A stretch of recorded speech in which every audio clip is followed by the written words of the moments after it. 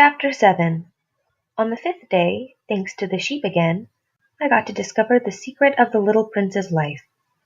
Abruptly, without anything pointing to that direction, and as if the question was the outcome of a long and silent meditation on his problem, he demanded, "A sheep? If it eats little bushes, does it eat flowers too?" "A sheep," I answered, "eats anything it finds within reach." "Even flowers with thorns?" "Yes, even flowers that have thorns." "Then why are the thorns useful?" I did not know. At that moment I was trying to unscrew a bolt that had gotten stuck in my engine.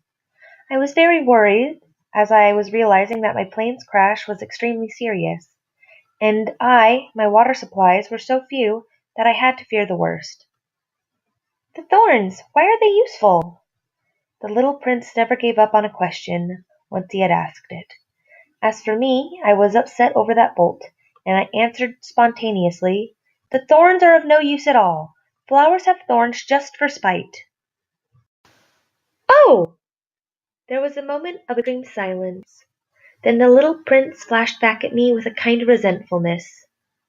"I don't believe you. Flowers are weak creatures. They are naive.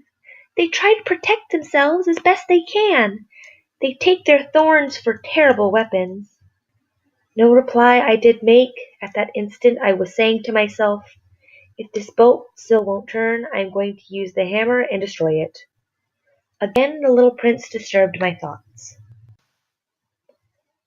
"And you actually believe that the flowers—" "Oh no!" I screamed. "No, no, no! I don't believe anything.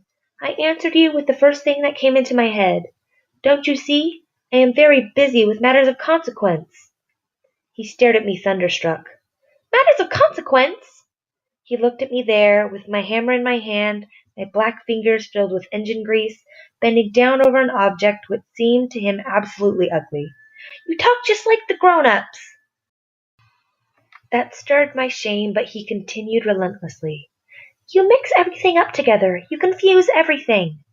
He was really furious. He tossed his golden curls in the breeze. "I know a planet where there is a certain red-faced gentle man. He has never smelled a flower nor looked at a star.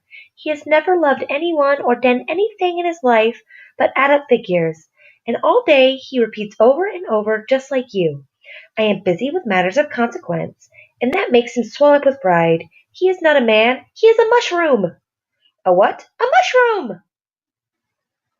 The little prince was now white with rage. "The flowers have been growing thorns for millions of years, and the sheep have been eating them just the same. And it is not a matter of consequence to comprehend why the flowers bother to continue growing useless thorns.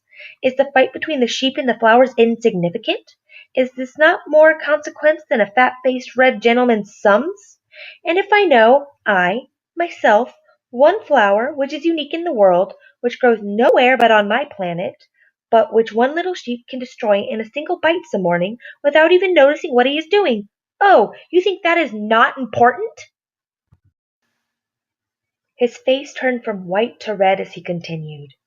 "If someone loves a flower which has only one blossom in all the millions and millions of stars, it is encouraging for him to look at the stars. He can say to himself, 'Somewhere my flower is there.' But if the sheep eats the flower, in one moment all its stars will be darkened. And you think that is minor." He could not speak any further as he was sobbing. The night had come, my tools had been dropped from my hands. Of what moment now was my hammer, my bolt, or thirst, or death? On one star, one planet, my planet, the earth, there was a little prince that needed to be comforted. I embraced him and rocked him. I said to him, "The flower that you love is safe. I will draw you a muzzle for your sheep. I will draw you a protective railing to put around your flower. I will—" I was out of words. I felt awkward and blundering. I did not know how I could reach him, or I could overtake him and go on hand in hand with him once more. It is such a secret place, the land of tears.